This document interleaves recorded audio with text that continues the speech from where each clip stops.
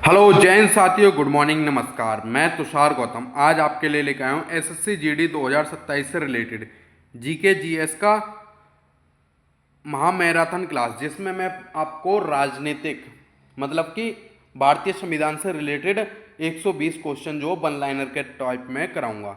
ज़्यादा देर नहीं करूंगा, शुरुआत करूंगा सीधा। चलेंगे हम राजनीतिक विज्ञान के। मैं वन लाइनर क्वेश्चन आप लोगों को कराऊंगा जो कि आप लोगों के 120 क्वेश्चन होने वाले हैं। तो क्वेश्चन फर्स्ट जो हमारा क्या है, क्वेश्चन फर्स्ट जो है हमारा वो है भारत का संविधान कब लागू हुआ था। तो भारत का संविधान जो लागू हुआ था 26 जनवरी 1950। कब? 26 जनवरी सन 1950 को भारतीय संविधान लागू हुआ था। भारतीय संविधान कब अपनाया गया, मतलब अपनाया कब गया था? 26 नवंबर 1949। ये दो ऊपर के क्वेश्चन जो है ये बहुत लोगों को कंफ्यूज करते हैं कि संविधान कब लागू हुआ और कब अपनाया गया। तो अपनाया गया था 26 नवंबर 1949 को और लागू हुआ था 26 जनवरी 1950 को। संविधान सभा के अध्यक्ष कौन थे? तो संविधान सभा के जो अध्यक्ष थे वो थे डॉक्टर राजेंद्र प्रसाद। कौन थे? डॉक्टर राजेंद्र प्रसाद।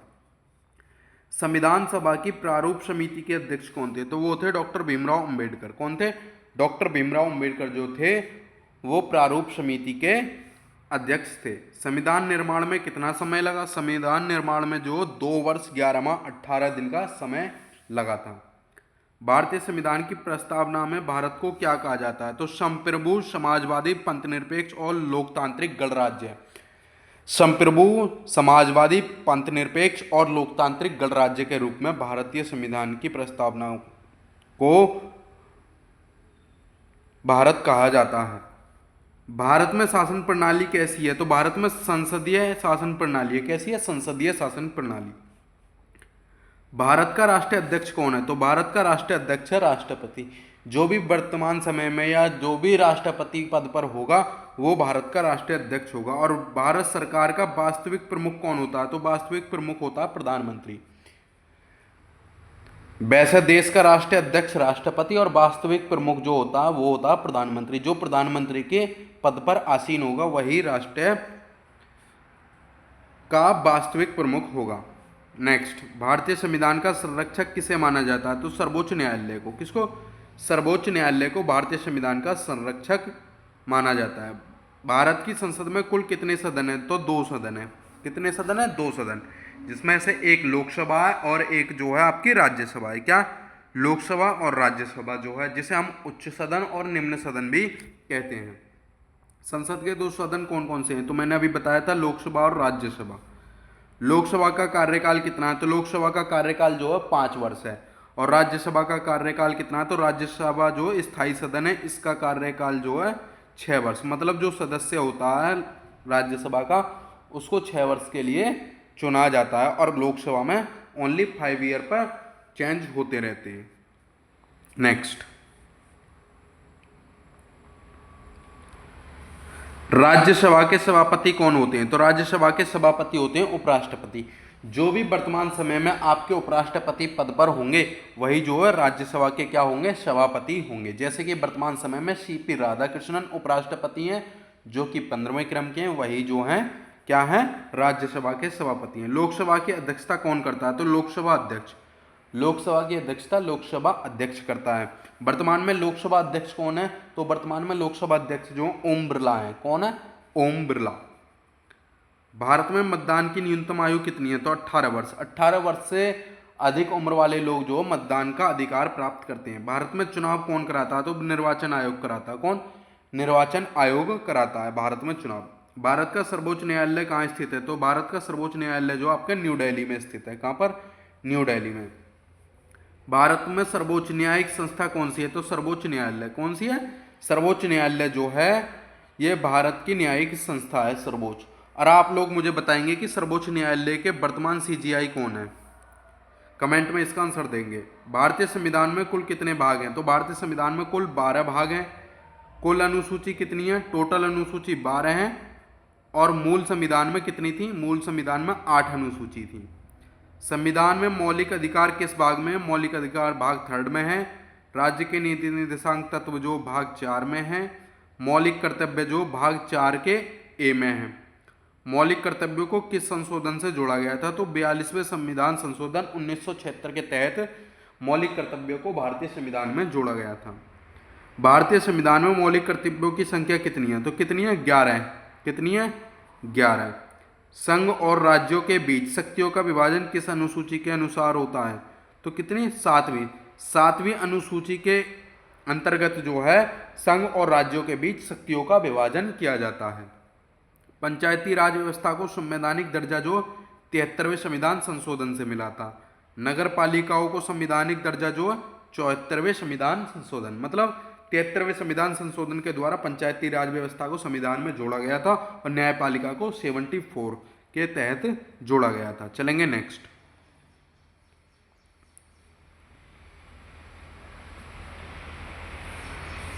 मौलिक अधिकार संविधान के किस भाग में दिए गए हैं? तो भाग 3 में, जो कि अनुच्छेद 12 से लेकर 35 तक हैं। मौलिक अधिकार भाग 3 में है, जो कि 12 से 35 के बीच में। मौलिक अधिकारों की संख्या कितनी है? तो मौलिक अधिकारों की संख्या जो वो है 6। टोटल संख्या कितनी है? 6 संख्या है। सर्वप्रथम मौलिक अधिकार किस देश के संविधान से लिए गए? तो यूएसए। किससे? संयुक्त राष्ट्र अमेरिका। संयुक्त राष्ट्र अमेरिका के संविधान से मौलिक अधिकार लिए गए थे। मौलिक अधिकारों की प्रकृति कैसी है? न्यायालय द्वारा परिवर्तनीय। कैसी है? न्यायालय द्वारा परिवर्तनीय जो है मौलिक अधिकारों की प्रकृति है। कौन सा मौलिक अधिकार हृदय और आत्मा कहलाता है? तो अनुच्छेद 21। जीवन और व्यक्तिगत स्वतंत्रता का अधिकार दिलाता अनुच्छेद 21। यही जो मौलिक अधिकारों का आत्मा और हृदय कहा जाता है। समानता का अधिकार किस अनुच्छेद में है? तो समानता का अधिकार जो अनुच्छेद नंबर 14 से 18 के मध्य आते हैं। कानून के समक्ष समानता का अधिकार जो अनुच्छेद 14 में स्थित है। भेदभाव के निषेध का अधिकार जो अनुच्छेद 15 में स्थित है। समान अवसर का अधिकार किस अनुच्छेद में है? तो समान अवसर का अधिकार जो अनुच्छेद 16 में है।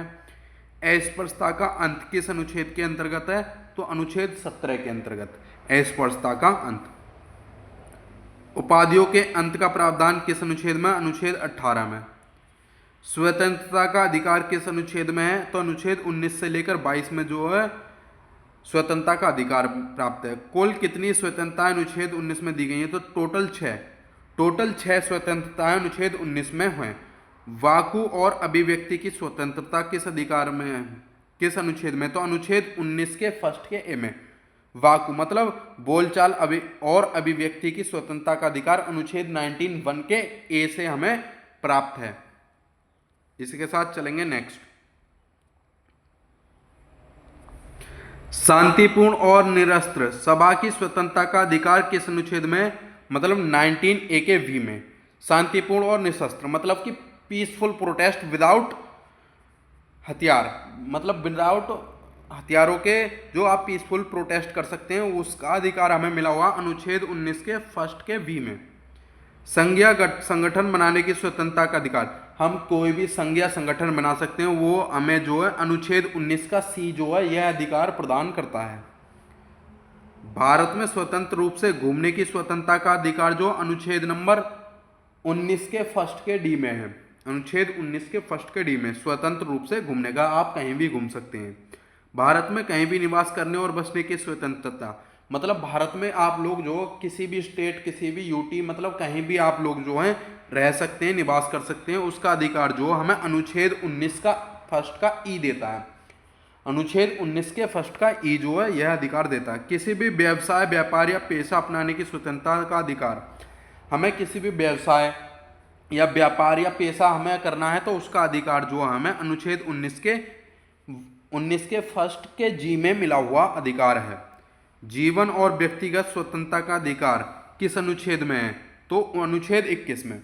जीवन और व्यक्तिगत स्वतंत्रता का अधिकार अनुच्छेद 21 में है और इसको ही जो क्या कहा गया था, हृदय और आत्मा कहा गया था। गिरफ्तारी और निरोध के संबंध में संरक्षण का अधिकार हमें अनुच्छेद 22 से अधिकार मिला है। शोषण के विरुद्ध अधिकार जो है वो अनुच्छेद 23 और 24 के मध्य आते हैं। जो शोषण के विरुद्ध अधिकार हैं वो हमें अनुच्छेद 23 और 24 में देखने के लिए मिलते हैं। धार्मिक स्वतंत्रता का अधिकार किन अनुच्छेद में है? तो 25 से 28 तक, 25 से लेकर 28 तक के बीच जो है हमें धार्मिक स्वतंत्रता का अधिकार है। हम किसी भी धर्म को अपना सकते हैं, किसी भी धर्म की पूजा कर सकते हैं। यह अनुच्छेद 25 से 28 के मध्य है। संस्कृति और शैक्षिक का अधिकार 29 और 30 में। सांस्कृतिक और शैक्षिक अधिकार मतलब हमें एजुकेशन का अधिकार जो अनुच्छेद 29 और 30 में मिलता है। संवैधानिक उपचार पाने का अधिकार किस अनुच्छेद में? अनुच्छेद 32 में। संवैधानिक उपचार पाने का अधिकार अनुच्छेद 32 में है। और संविधान एक उपचार का अधिकार को किसने संविधान की आत्मा कहा था? तो डॉक्टर भीमराव अंबेडकर जी ने। आपको ये याद रखना होगा, अनुच्छेद 32 जो है वो संवैधानिक उपचार का अधिकार है और उसको ही संविधान की आत्मा कहा था डॉक्टर भीमराव अंबेडकर जी ने। किसने? डॉक्टर भीमराव अंबेडकर। मौलिक अधिकारों के निलंबन की स्थिति में किसे लागू किया जाता है? तो अनुच्छेद 359। अनुच्छेद 359 को लागू किया जाता है कब? मौलिक अधिकारों के निलंबन की स्थिति में। आपातकाल के दौरान किन मौलिक अधिकारों को निलंबित नहीं किया जा सकता? अनुच्छेद 20 और 21। अनुच्छेद 20 और 21 को जो है आपातकाल के दौरान मौलिक अधिकारों को निलंबित नहीं किया जा सकता। क्या मौलिक अधिकार पूर्ण है? नहीं, यह युक्ति संगत प्रतिबंधों के अधीन है। किसके? युक्ति संगत प्रतिबंधों के अधीन हैं। क्या विदेशी नागरिकों को सभी मौलिक अधिकार प्राप्त होते हैं? नहीं, केवल कुछ ही मौलिक अधिकार प्राप्त होते हैं। किसको? विदेशी नागरिक को। चलेंगे इसी के साथ नेक्स्ट।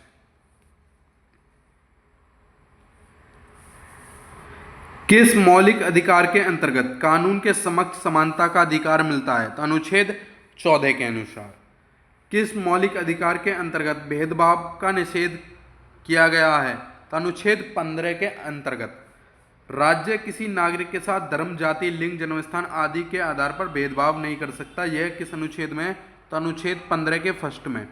अनुच्छेद 15 के फर्स्ट में जो है हमें यह दिया गया कि राज्य किसी के साथ धर्म, जाति, लिंग या जन्मस्थान के आधार पर भेदभाव नहीं करेगा।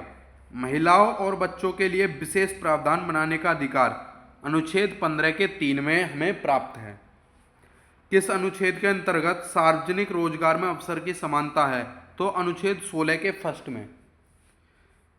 किस अनुच्छेद के तहत राज्य पिछड़े वर्गों के लिए नियुक्तियों में आरक्षण दे सकता है? तो अनुच्छेद 16 के 4। अनुच्छेद 16 के 4 में जो है राज्य पिछड़े वर्गों के लिए नियुक्तियों में आरक्षण है। किस अनुच्छेद के अंतर्गत अस्पृश्यता का उन्मूलन किया गया है? तो अनुच्छेद 17 में। अनुच्छेद 17 में। किस अनुच्छेद के अनुसार उपाधियों का अंत किया जाता है? तो अनुच्छेद 18 के अंतर्गत जो उपाधियों का अंत कर देते हैं। वाणी और अभिव्यक्ति की स्वतंत्रता हमें अनुच्छेद नंबर 19 के फर्स्ट में प्राप्त है। शांतिपूर्ण और निशस्त्र सभा की स्वतंत्रता अनुच्छेद 19 के बी में मिलता है। संघीय संगठन बनाने की स्वतंत्रता हमें जो 19 के फर्स्ट के सी में है। भारत में किसी भी भाग में स्वतंत्र आवागमन मतलब घूमना फिरना अनुच्छेद 19 के फर्स्ट के डी में है। किसी भी भाग में निवास या बसने की स्वतंत्रता अनुच्छेद फर्स्ट के ई से मिलती है। किसी भी व्यवसाय, व्यापार या पेशा का संचालन मतलब कोई भी आप धंधा या कुछ भी कर सकते हैं, अनुच्छेद 19 फर्स्ट के जी हमें ये जो अधिकार प्रदान करता है कि आप कुछ भी कर सकते हैं, अपना बिजनेस, पेशा, कुछ भी। उपरोक्त स्वतंत्रताओं पर युक्ति संगत प्रतिबंध लगाने का प्रावधान किस अनुच्छेद के अंतर्गत है?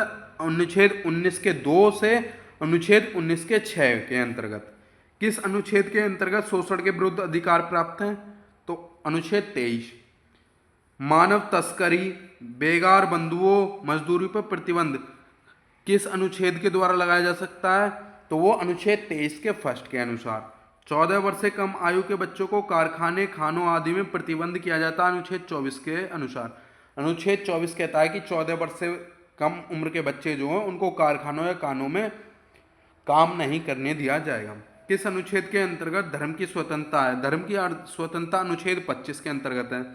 धार्मिक मामलों का प्रबंधन करने का अधिकार जो अनुच्छेद 26 देता है। शैक्षिक संस्थान स्थापित करने और उनका प्रबंधन करने का अधिकार जो अनुच्छेद 30 का फर्स्ट देता है।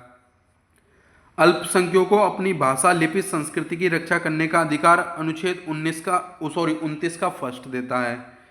किस अनुच्छेद के अंतर्गत संवैधानिक उपचारों का अधिकार दिया गया है? तो अनुच्छेद 32। आत्मा और हृदय कहा जाता है तो किसको? अनुच्छेद और 32 को। अनुच्छेद 32 को आत्मा और हृदय कहा जाता है। मौलिक अधिकारों को कौन कौन लागू करवा सकता है? तो मौलिक अधिकारों को उच्चतम न्यायालय लागू करवा सकता है अनुच्छेद 32 के अनुसार। और उच्च न्यायालय जो अनुच्छेद 226 के अनुसार। उच्चतम न्यायालय तो करवा सकता है अनुच्छेद 32 के अनुसार, और उच्च न्यायालय अनुच्छेद 22(6) के अनुसार मौलिक अधिकारों को लागू करवा सकता है। किस अनुच्छेद के तहत संसद को मौलिक अधिकारों को निलंबित करने की शक्ति है? तो अनुच्छेद 33 के अनुसार जो है संसद मौलिक अधिकारों को निलंबित कर सकती है। सशस्त्र बलों, अर्धसैनिक बलों आदि का पर मौलिक अधिकारों में संशोधन का प्रावधान अनुच्छेद 33 के अंतर्गत किया जाता है। आपातकाल के दौरान अनुच्छेद 14, 20 और 21 के प्रवर्तन को किस अनुच्छेद के तहत निलंबित किया जा सकता है? तो अनुच्छेद 359 के तहत। क्या अनुच्छेद 31 संपत्ति का अधिकार अब मौलिक अधिकार है? नहीं, अब यह एक विधिक अधिकार है। संपत्ति का अधिकार अनुच्छेद 31 के हिसाब से अब मौलिक अधिकार नहीं रहा है। किसे मौलिक अधिकारों का संरक्षक कहा जाता है? तो न्यायपालिका को। न्यायपालिका को मौलिक अधिकारों का संरक्षक कहा जाता है। चलेंगे इसके साथ नेक्स्ट। अब बात करेंगे राज्य के नीति निर्देशांक तत्वों के। राज्य के नीति निर्देशांक तत्व संविधान के किस भाग में दिए गए हैं? तो भाग 4 में अनुच्छेद 36 से 51 के मध्य जो है संविधान के निर्देशांक दिए गए हैं। राज्य के नीति निर्देशांक तत्वों की संख्या कितनी है? तो 11।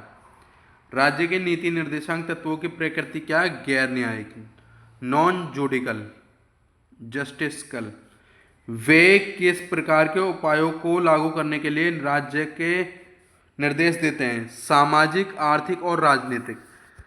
सामाजिक, आर्थिक और राजनीतिक उपायों को लागू करने के लिए राज्य को निर्देश दिया जाता है। राज्य के नीति निर्देशांक तत्वों को संविधान के किस देश से लिया गया है? तो आयरलैंड। आयरलैंड के संविधान से जो है राज्य के नीति निर्देशांक तत्वों को लिया गया है। इन तत्वों का मुख्य उद्देश्य क्या है? कल्याणकारी राज्य की स्थापना। किसकी? कल्याणकारी राज्य की स्थापना जो इसका मुख्य उद्देश्य है। राज्य के नीति निर्देशांक तत्वों और मौलिक अधिकारों में क्या अंतर है? मौलिक अधिकार न्यायालय से लागू कर सकते हैं, जबकि नीति निर्देशांक तत्व न्यायालय से लागू नहीं होते हैं। मौलिक अधिकार जो है न्यायालय से लागू हो जाएंगे, लेकिन राज्य के नीति निर्देशांक तत्व नहीं होंगे। किस अनुच्छेद में जीवन यापन के पर्याप्त साधन की व्यवस्था का निर्देशांक है?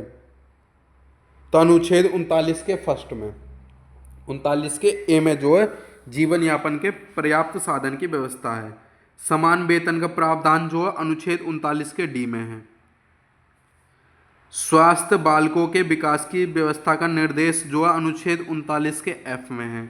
समान नागरिक संहिता का निर्देश अनुच्छेद 44 में है। पंचायतों के संगठन का निर्देश अनुच्छेद 40 में है। राज्य को काम, शिक्षा और सार्वजनिक सहायता देने का निर्देशांक अनुच्छेद 41 के अंतर्गत है।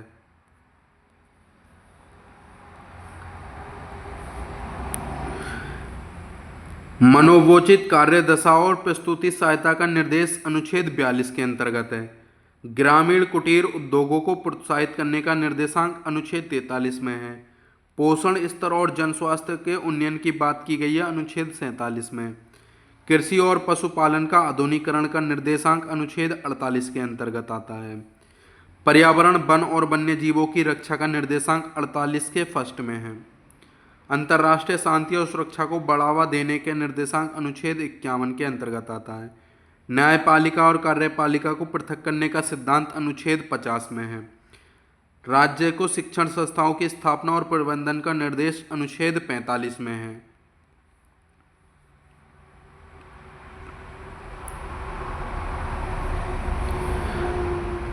छह वर्ष तक के बच्चों के लिए निःशुल्क और अनिवार्य शिक्षा का निर्देश किसमें? अनुच्छेद 45 में, जो कि अब अनुच्छेद 21 के ए में है। किसमें? वैसे तो मूल संविधान में अनुच्छेद 45 में था, लेकिन अब अनुच्छेद 21 के ए में है। 6 वर्ष तक के बच्चों के लिए निःशुल्क और अनिवार्य शिक्षा।